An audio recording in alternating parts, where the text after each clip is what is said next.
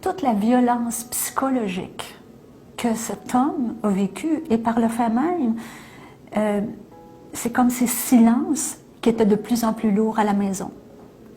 Cette lourdeur-là, de le sentir en désarroi.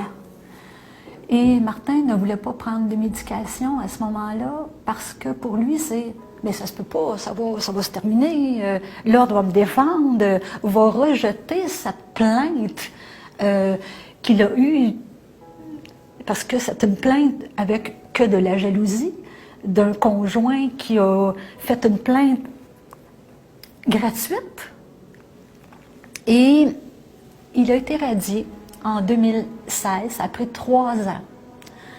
3 ans de cheminement où l'ordre l'a suivi dans ses dossiers, parce qu'il a eu le droit à une visite pour les dossiers, bien sûr, s'ils étaient en ordre.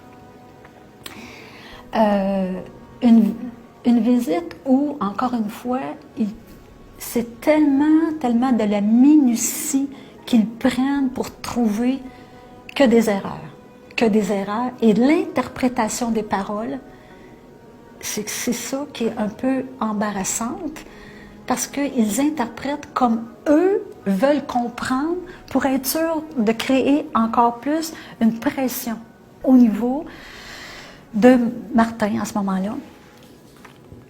Et Martin, il dit « Christiane, je suis plus capable, avant d'être radiée, je suis plus capable de travailler, mais je vais continuer parce que j'ai tellement besoin d'amour de mes patients. » Mais je suis mis à terre. Et l'ordre, en parallèle avec ça, Martin dit « Je peux avoir de l'aide? » Aucune aide.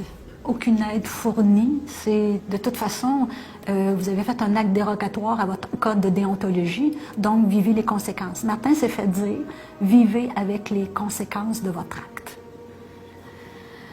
C'est lourd de se sentir seul à ce moment-là, même s'il était avec des amitiés, avec sa conjointe, avec la famille.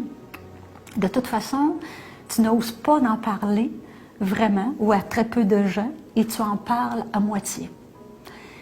Parce que tu sens que tu ne veux pas embêter les gens, de te sentir un fautif, parce qu'ils t'ont mis tellement de pression d'être à la limite quelqu'un de pas correct.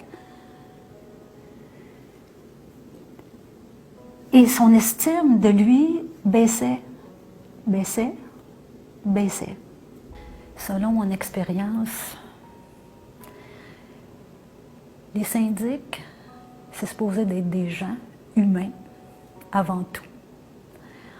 Et ce que j'ai pu constater, ce sont des gens qui n'ont plus de morale rendue à ce niveau, où ils sont devenus des gens qui veulent tellement sentir qu'ils ont un pouvoir, qui sont là pour te moraliser, te détruire, te faire sentir qu'eux ont le pouvoir et que toi, finalement, t'es qui là-dedans?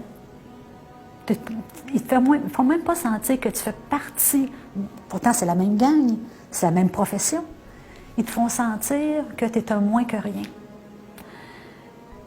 Et en même temps, ce sont des gens qui abusent de cette supériorité-là. Pourtant, il n'y a pas de supériorité. On est tous égaux, on a la même profession. Mais rendus à ce niveau, ils abusent de cette supériorité-là pour te mettre en boîte, parce qu'il y a comme une forme de jouissance de te ramener toujours dans le même couloir de ta culpabilité. Et à ce moment-là, Martin, il était tellement épuisé quand il est sorti de là, parce qu'il dit « Christiane, on ne peut pas dire ça, mais ce sont des pitbulls. Des pitbulls qui veulent te laisser une cicatrice. Ils veulent que tu te sentes la personne qui a détruit la profession. Que tu es la personne qui a amené la profession à être... c'est pas correct. » C'est assez incroyable pour le même type de travail, des collègues qui auraient pu être avant, mais on n'était pas dans la même région, mais nonobstant pas la même région, ces gens-là se donnent le pouvoir d'être des Hitler, d'être des personnes qui ont besoin ou assoiffé tellement de pouvoir qu'ils dénaturisent l'humain.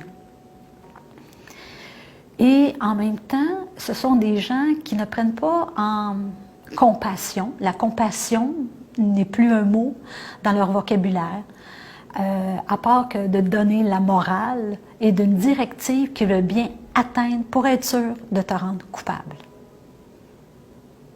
Inconcevable, mais réel, il l'a vécu. Ce qui a trait au processus disciplinaire, c'est farfelu.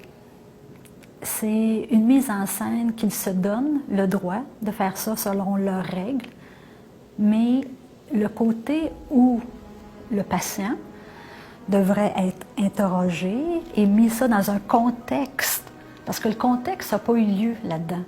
C'est-à-dire qu'ils n'ont pas vu que la plainte, ils ne voulaient pas entendre que la plainte venait de l'ex-conjoint qui était fâché d'une séparation, mais plutôt de voir que Martin était coupable.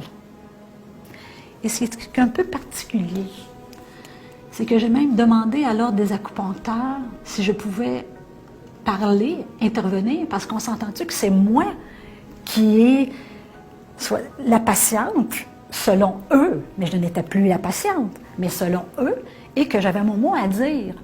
Parce que quand on a une plainte, ça devrait être la patiente ou le patient qui a vécu quelque chose, et non pas quelqu'un de complètement externe qui fait une plainte pour un acte qu'il n'y a rien eu. Et c'est ça qui est l'ambiguïté de l'ordre et du syndic, qui ne veulent pas entendre ta façon de voir, ou effectivement, je ne pouvais pas renier qu'à ce moment-là, on était conjoints de fait. Mais en même temps, pourquoi j'aurais pas le droit de parole?